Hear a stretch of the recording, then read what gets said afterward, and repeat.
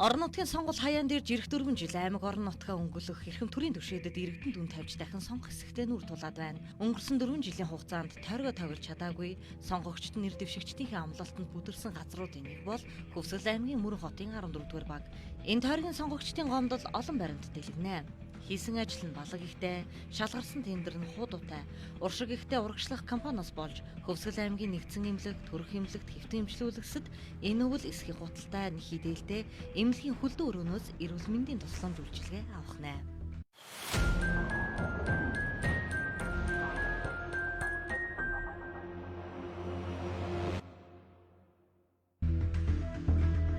Урагшлах компани 2009 онд Мөрөн хотод эрүүл мэндийн сайдын хөрөнгө оруулалтаар 2 тэрбум 180 сая гаруй төгрөгийн төсвөөр 50 ортой төрөх эмнэлгийн тендерт шалгарч 2013 онд ашиглалтанд оруулсан.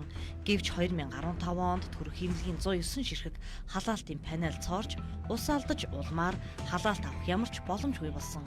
Мөн дээврийн шилэн гэгэвч төрөх өрөөний хаан тааз нь ус нэвтэрсэн гэд аймгийн ихэнх тендерийг сорчилдог урагшлах компани балаг олон байна. Эмнэлгийн удирдлагууд удаа урагшлах компани дээрх асуудлыг шийдвэрлүүлэхийг хүссэн албан тод явуулсан ч хариу өгөлгүй 2 жил уйжээ. Тэдний хугас бүтээн байгуулалтаас болж 2 жил гарын хугацаанд хүнд нөхцөлд эмнэлгийн тусламж үйлчилгээг хүргэж байсан төрөх эмнэлэгт 2017 тусаас 180 сая гаруй төгрөг төсөвлөж тус компани балгыг баллуурджээ. Тэгээ үнэхээр одоо 14 оны одоо хүүтний хөлөөлөлт 15 онд тий энэ одоо ер нь тий их нэрийн тусламж үйлчилгээнд бол үнэхээр хүндрэл бэрхшээлтэй байсан. Тэгээ тухайн компани бол гүйцэтгэж өгөөгүй, засварлаж өгөөгүй. За ингээд аймгийн засаг дарга маань тэгээ удаа дараа одоо засгийн газар санал тавьж яаж 2017 онд санаж байна. За 17 онд одоо засгийн газрын тий одоо санхүүжилтийн 180 сая төгрөгийн одоо хөл бүтэн халаалтын шугамд тий энэ барилга байгууламжаа 4 жилийн дараа одоо энэ халаалтын асуудлыг бол бид нэр шийдвэрлүүлж ирсэн. Энэ барилгад бол төрхийн барилгад бол үнэхээр одоо уусаа тий бүр ингээ хонглоороо орох одоо энэ жил бол 2 тохиолдол болсон, 15 онд 1 тохиолдол болсон. Үнэхээр бол бид нэр одоо юу гэдгийг үнэхээр улсын комисс хүлээгээд авсан барилга байгууламжийг одоо бид нар тий одоо муулах нь хаашийн үнэхээр чанар бол муутай барилга хувийн зүгэслэг хүнч байгаа. Тарьсан балган дуустдаггүй ч улсын гих тендерүүдийг учир битүүлгээр хамаад авчихдаг урагшлах компани 100 ортой хүүхдийн эмнэлэг барих тендерт мөн шалгарсан байна. Эмнэлгийн удирдлагууд уг компаниар хүүхдийн эмнэлгийг бариулахгүйгээд бараагүй байна. Одоо 100 ортой хүүхдийн эмнэлгийн барилгыг барьж байгаа бөгөөд уг эмнэлгийн барилгыг барихын тулд нэгдсэн эмнэлгийн дулааны шугам сүлжээг тасалсан байх юм. Үүнээс нь болж өвчтөнг, хэвтүүлэн эмчлэх, сэргээн засгийн аппарат тоног төхөөрөмжийг ажилуулж өвчтөнд эмнэлгийн тусламж үйлчилгээ үзүүлэх боломжгүй төрж эрсдэлтэй нөхцөлтэй нүүр тулаад байна. Эмнэлгийн удирдлагууд мөн л урагшлах компанийг 9-р сарын 25-ны дотор тасгуудын халаалтыг холбож бэлэн болгохыг шаардсан ч нуухыг нь авах гээд нүдийг нь сохлоод сурчилсан урагшлах компани дулааны шугам хоолойг нь салгаж аваад гаргаж хайчаад хөдөлж өгөхгүй лаглааж сумнаа.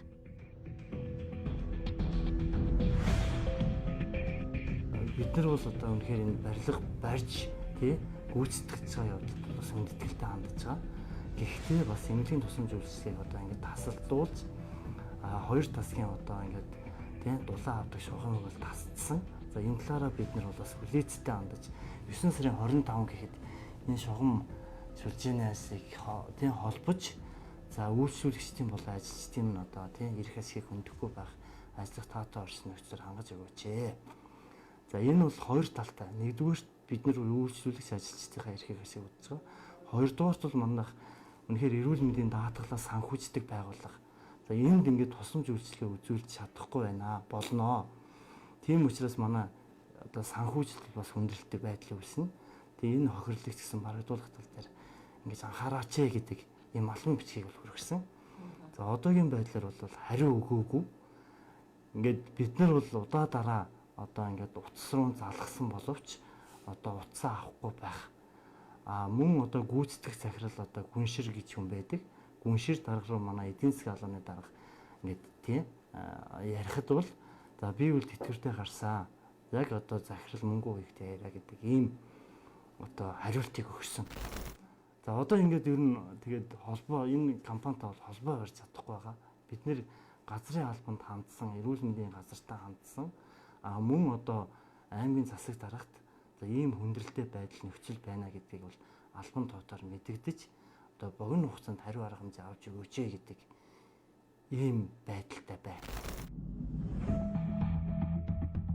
Урагшлах компани Ринчил Хөмсөмд 2015 онд ашиглалтанд оруулсан 100 ортой дотуур байр, нам даралтын зугаар хаалдаг, зөөврийн машинаар усаа зөөдөг байна. Дотуур байрны сурагчид өвлийн дүн хүйтэнд ч гаднаас ус зөөж гар нүрээ угаадаг байна. Ашиглалтанд ороод дөнгөж 5 жил болж байгаа дотуур байрны барилга чанар муутай хийгдснээс болж наанд чиг ихтэй үүнээс нь болж мөөгөнцөрдөж хүүхдүүдийн эрүүл мэндэд занал хэлж байна. Харин чанар муутай барилга барьсан урагшлах компанийн удирдлага буюу аймгийн иргэдийн хурлын төлөөлөгч Мөнгөн хуягт иргэдийн эрүүл мэнд чухал биш, тэрээр орон нутгийн сонгуульд тойргоо сольж өөрийгөө сойж явна.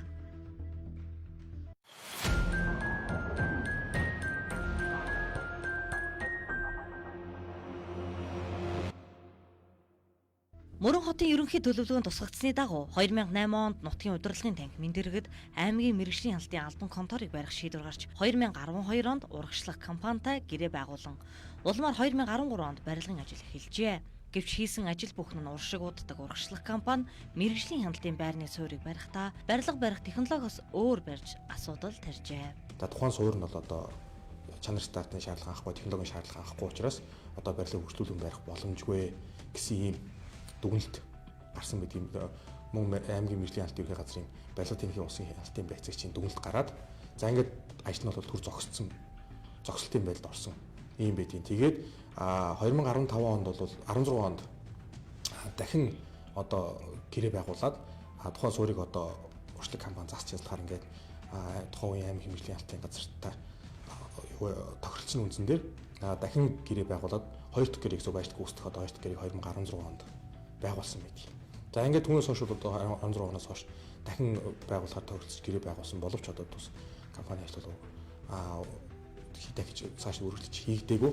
За ингээд ажил хийгдэх боломжгүй болсон учраас хийгдээгүй учраас улсын мэргэжлийн албан ерхий газар тэгээд урагшлах компани хоёрын хооронд байгуулагдсан гэрээний үүрэг бол одоо гүйцэтгэж шалтгаалсан ийм байдал нөхцөл байдлын улмаас бэлэгдэх боломжгүй болсон учраас гэрээ туслаад ингээд дахин одоо тендерийг зарлаад шинэ гүйцэтгэж сонирхолтой ийм үйл ажиллагаа явуулсан. Урагшлах компанид барилгыг стандарт чанарын дагуу барих үүрэг өгч дахин барих боломж олгосон ч хойш суусан учраас төр байгуулсан гэрээгээ цуцалж өөр компаниар мэргэжлийн хяналтын байрыг бариулжээ. Ингээд урагшлах компанитай өөр ямар бүтээн байгуулалт энд барьж болох талаар санал солилцож газрыг зөв зөвтэй ашиглах аялал жуулчлалын бүс нутаг гэдэг утгаараа өөр бүтээн байгуулалт хийх тал дээр саналаа оруулж ирэх боломж олгосон ч уг газрыг урагшлах компанид зар үгүй бол хөдлөхгүй гэдгийг ичгчээ. Төрийн өмнөөс салаавч гаргаж суугаа урагшлах гэх компани бол аймгийн иргэдийн хуралд нэр дэвшиж байгаа Мөнгөн хуйгийн компани юм а.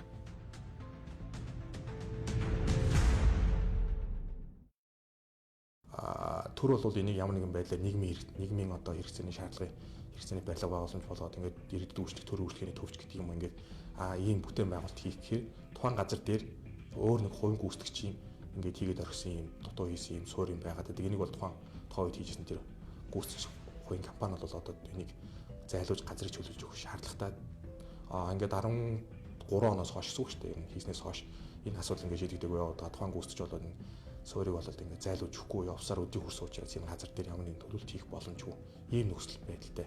Одоо ингээд шүүхийн шатруу шилжих нөхцөл байдал төрсэн ийм байдалтай байж байгаа. Сонгуул бүрээр нэр дэвшигчид сонгогчдоос санал царайчилдаг нь гимбиш зан. Гэхдээ сонгосон сонголтод тэднийг нулимсаар удаж байгаагийн нэг нь 2016 оны орон нутгийн сонгуулиар Мөрөн хотын 14 дугаар багаас нэр дэвшиж сонгогдсон төлөөлөгч урагшлах компани захирал Мөнгөн хуйг түүнд 14 дугаар багийн сонгогчд нь муудун тавилаа.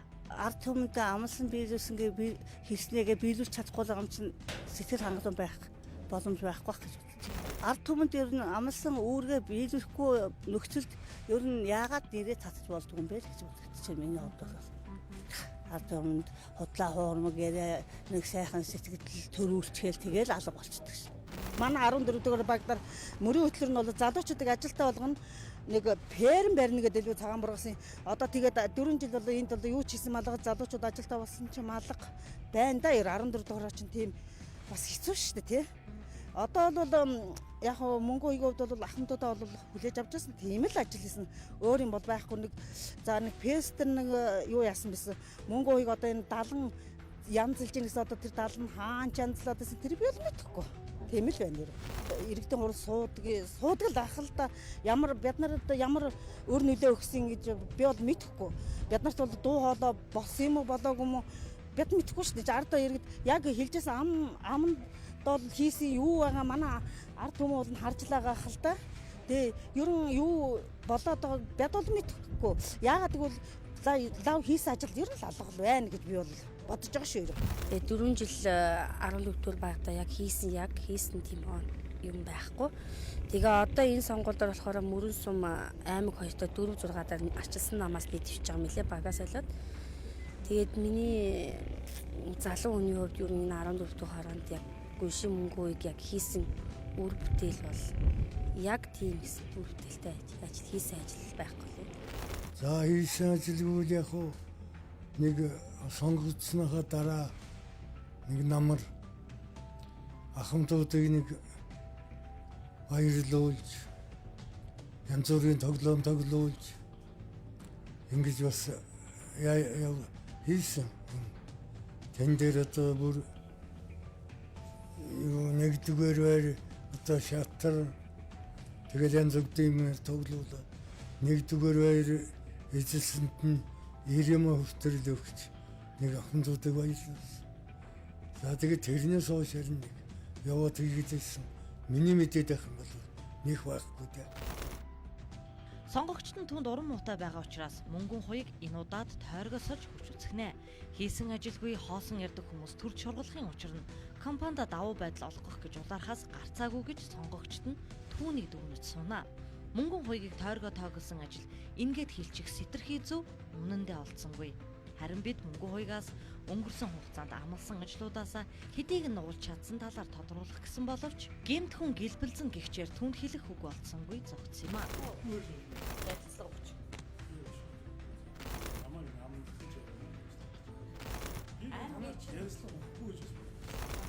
Бичлэг хийгээд авах байгаа ахгүй.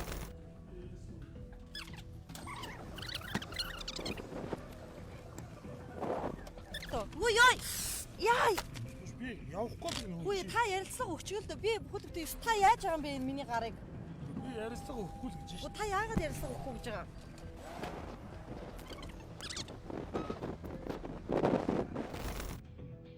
Төрийн ажлыг хөрөнгөтэй нь биш, сэтгэлтэй нь зүтгүүлдэг жамтай.